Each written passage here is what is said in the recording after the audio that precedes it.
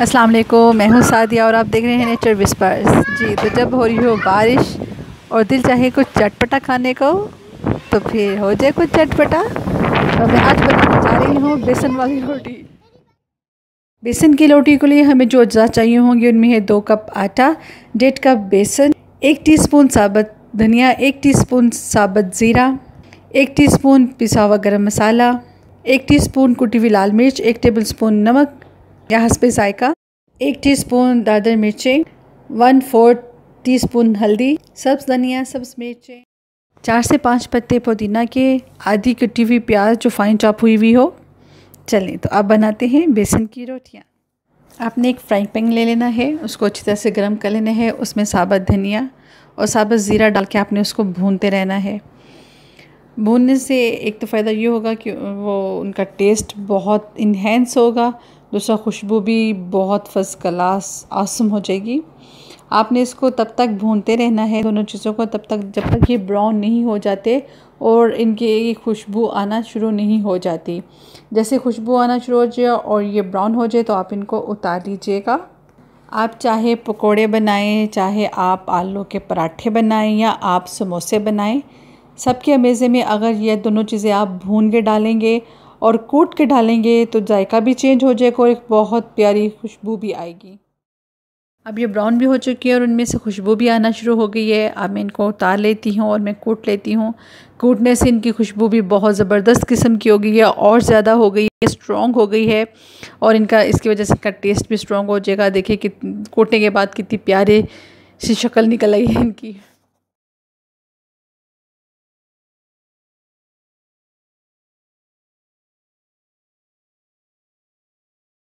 एक परात ले लेनी है या मिक्सिंग बाउल ले लेना है, जिसमें आपने 2 कप आटा और 1.5 कप बेसन को मिक्स कर लेना है और तमाम जो ड्राई आपके मसाले हैं वो आपने इसमें मिक्स कर लेने हैं। दादर मिर्चें मिक्स नहीं करनी, क्योंकि मैं थोड़ा सा आटा बच्चों और बूढ़ों के लिए निकाल लूँगी जो मिर्चों को ज़्यादा पसंद नहीं करते।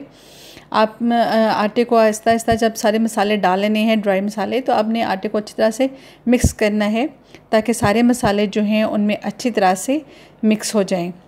जैसे मिक्स हो जाए तो थोड़ा सा पानी डाल के आपने आटे को गूंद लेना है। हल्के आहिस्ता आहिस्ता हल्के हाथों से गूंदना है। साथ साथ मैं गूंदती हूँ आटा और आपसे शेयर करती हूँ कुछ यादें और कुछ बातें।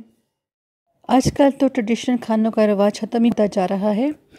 बचपन में जब कभी बरसात होती तो जहाँ मीठे पूड़े बनाए जाते, गुड़ वाले चावल बनाए जाते, पकोड़े बनाए जाते, आलू के पकोड़े, पालक के पकोड़े, बैंगन के पकोड़े, मिर्चों के पकोड़े, तो वहाँ बेसन की रोटी भी बनाई जाती थी, तो जो कि बड़ी चटपटी, मज़ेदार और हर दिल अजीज़ होती थी। और स्पेशली जब वो तंदूर से ला के आती तो उसका मज़ा दोबाला हो जाता था। जब कभी भी हमारा ननिहाल या ददियाल जाना होता तो ददियाल में हमारी दादी अम्मा हमें बेसन का आटा गूंद के देती हैं और कहती हैं जाओ जी तुम। मुझे तो उनका नाम भी याद है, मासी जिनके तंदूर पे हम जाते थे, रहमत बीबी। प्यार से सब गांव वाले उनको रहमो कहते होते थे, रहमो मासी। तो हम सब कज़न मिलके जब गर्मियों की छुट्टियों में जाते तो बड़ा मज़ा आता, फ़न करते, जहाँ बहुत से एक दूसरे खाने बनाए जाते। तो वहाँ पे तंदूर की बेसन वाली रोटी का भी एहतमाम किया जाता है, जिसे हम पंजाबी में मिस्सी रोटी भी कहते हैं। तो हम सारी कज़न्स आटा उठा के बड़े मज़े से तंदूर पे लगाने के लिए चले जाते, वहाँ पे हल्ला गुल्ला भी करते और इस बात की हमें परवाह भी नहीं होती थी कि बारिश है या धूप निकली हुई है या धूप है तो बहुत ज़्यादा गर्मी होगी, वहाँ पे हम बैठे क्या करेंगे। तो हम यूँ जाते जैसे हम किसी पिकनिक पॉइंट पे जा रहे हैं और वहाँ जाके हम सबसे भी लड़ाई भी करते, नहीं जी साड़ी पे लुवारी है, ऐसी आए हैं, ऐसी लुवाना है। तो वहाँ पे बैठी दूसरी औरतें भी कोई कम नहीं होती थी, वो भी उतना ही लड़ती जितना हम लड़ते थे। तो खैर इसी हल्ले गुल्ले में और इसी छेड़छाड़ में रहमो मासी कहती कि नहीं जी पहले मैं ना ला देनी है बच्चियाँ ने कुछ हाजी साहब दी करवाइयाँ ने।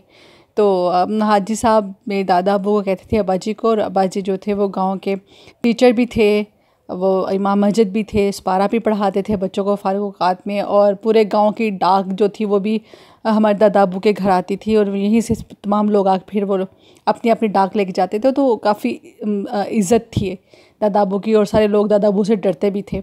तो इसी बहाने फिर हम गर्मी में जल्दी जल्दी रोटियाँ भी लगवा के आते थे और जब हम घर आते तो हमारी दादी अम्मा जिन्हें हम बेजी कहते थे, हमें देख के फ़ौरन कहती है ओ मेरी अतियाँ आ गई ने, फटाफट चाटी दी लस्सी लगाओ, इन्होंने चाटी दी लस्सी बना पियाओ। और हम चाटी की लस्सी ऐसे पीते कि जैसे हम बड़ा कोई मज़ेदार सा और बड़ा कोई महंगा सा मशरूब पी रहे हैं, और मतलब बड़े मज़े लेके पीते हैं और बड़ा फ़न। जब आटा हाफ़ डन हो जाए तो आपने इसमें तमाम ग्रीन मसाले डाल देने हैं।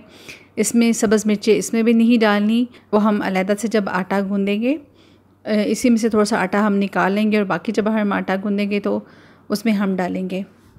अब इस आटे को अच्छी तरह से गूँध लीजिएगा।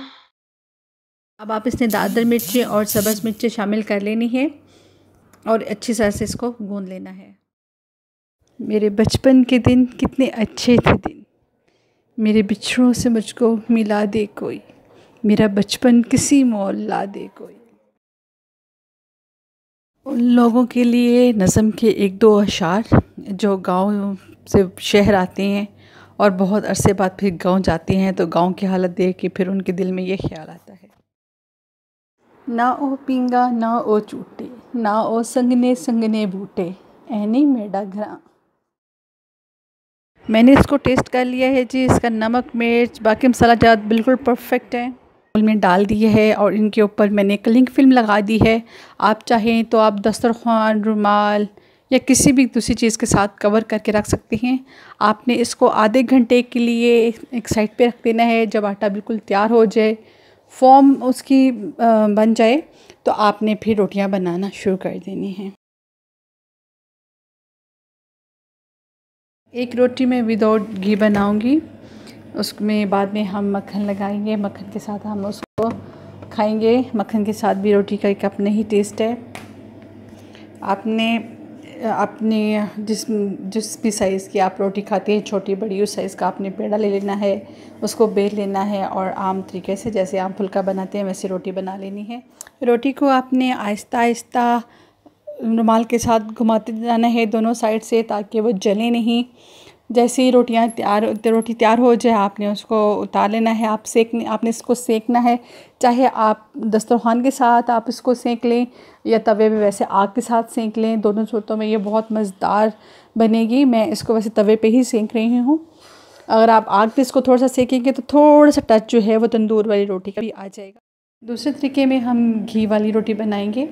घी वाली रोटी में भी आपने अपने जिस भी साइज़ की आप रोटी खाना पसंद करते हैं, छोटी बड़ी पेड़ा ले लें, बेल लें और रोटी बना लें। हम दोनों सादा और घी दोनों वाली रोटियों पे मक्खन अप्लाई कर सकते हैं। मक्खन के बगैर भी खा सकते हैं। जो लोग ऑयल या घी या मक्खन नहीं खाना चाहते वो सादा रोटी खा लें, और जो लोग मक्खन घी के साथ पसंद करते हैं वो मक्खन घी के साथ पसंद कर लें। बेसन की रोटी तैयार है। आप इसको लस्सी के साथ, मक्खन के साथ, चाय के साथ, चटनी के साथ, केचप के साथ खा सकते हैं और अपनी फैमिली के साथ एक अच्छे मोमेंट को एंजॉय कर सकते हैं।